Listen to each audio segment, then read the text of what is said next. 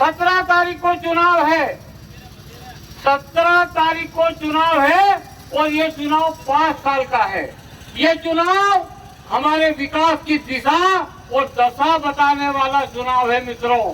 हमने 5 साल खोए हैं, थोड़ी सी गलती की, हमारी कलावती बहन को हमने जिताया थोड़ी सी गलती से, मात्र 1800 वोट से मैं हारा था। 1800 वोट कोई मायने नहीं रखता है मित्रों। इसके बाद भी लगातार हमने काम किया, परंतु कोरोना में हमारी बहन ऊपर चली गई। इसके बाद उपचुनाव हुआ, उपचुनाव में मुझे टिकट दिया गया। टिकट के बाद ज्योतिराज सिंधिया राजा ने कहा सुलोचना रावत को टिकट दो, मैंने तुम्हारी सरकार बनाई है। दिल्ली वालों ने कहा कि ठीक है हम दे देते हैं। सुलोचना बहन कांग्रेस से आई और मुझे मुख्यमंत्री द्वारा कहा गया कि अभी उपचुनाव है, आप उनको जिताओ और मुख्य चुनाव में हम आपका साथ देंगे। तो निश्चित रूप से अपन सब लोगों ने मिल करके हमने जिताया। जिताने के बाद आज हमारी सुलोचना बहन भी बीमार है, साल भर से वो अस्पताल में है, लेकिन उनका बेटा यहाँ काम कर रहा है। जब चुनाव आया, चुनाव की तारीख का डिक्लेरेशन हुआ, हमने टिकट मांगी, सारे सर्वे हुए और सर्वे में मेरा नाम सबसे पहले था। मैं मुख्यमंत्री जी को धन्यवाद देना चाहता हूँ कि उन्होंने मेरा नाम भोपाल से दिल्ली भेज दिया कि माधव सिंह डावर को टिकट दिया जाए, लेकिन दिल्ली में बैठा राजा ज्योतिराज सिंधिया ने मेरा टिकट कटवा दिया और सुलोचना के बेटे विशाल रावत को टिकट दिया। मैंने बहुत समझाया, मैंने कहा मेरा आखिरी समय है। मैं 70 साल का हो गया हूँ, ये जवान दिखता हूँ लेकिन हूँ बूढ़ा। ये बात सत्य है कि 70 साल का हो गया हूँ, अब 5 साल मेरे पास है। मैंने बहुत समझाया कि तू 32 साल का है, मेरे साथ काम कर, कैसे जनता का काम किया जाता है, कैसे क्षेत्र का विकास किया जाता है, परंतु वो नहीं माना।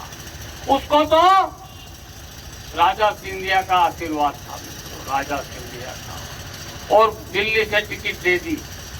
आज राजा सिंधिया को यहाँ उसको जिताने के लिए आना चाहिए था, पर कैंसिल कर दिया कार्यक्रम।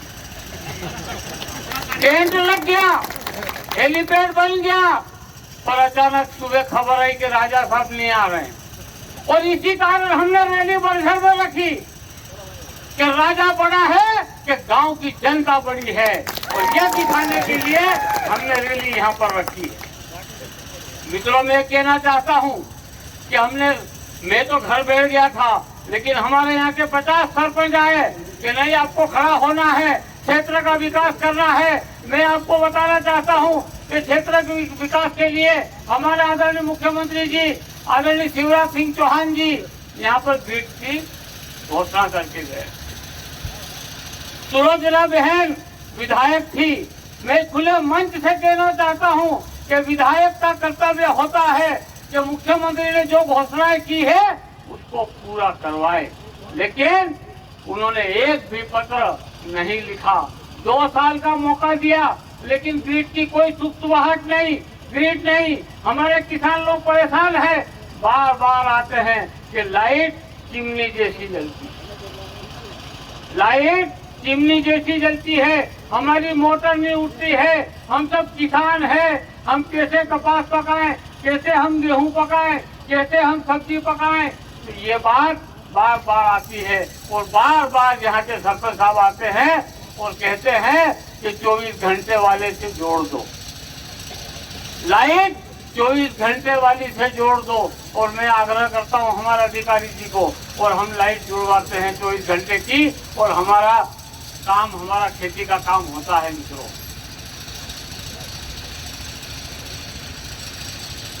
मैं सिर्फ इसलिए खड़ा हुआ हूँ कि हमारे क्षेत्र की जनता का विकास करना है। हमारे किसान भाइयों को क्या चाहिए? लाइट चाहिए, सड़क चाहिए, और पानी चाहिए। ये 3 चीज चाहिए, ये मूलभूत सुविधा है और जो विधायक है उनको ये सुविधाएं उपलब्ध कराना चाहिए। और मैं वादा करता हूं कि जिस प्रकार हमारे किसी भाई ने बोला है अभी कि 1 नहीं 2 नहीं 3 ग्रिड लगाएंगे हम। सबसे पहले लाइट का काम करेंगे। बर्जर का ग्रिड मंजूर है लेकिन उसका क्रियान्वयन नहीं हुआ है। यदि आपने नारियल के पेड़ के सामने वाला बटन दबा करके पूरे भाबरा ब्लॉक से पेटियां भर दोगे और मुझे विजय श्री हासिल होगा तो मैं यहाँ कम से कम 3 ग्रिड लगाऊंगा ताकि ये क्षेत्र हमारा लाइट से आत्मनिर्भर हो जाए।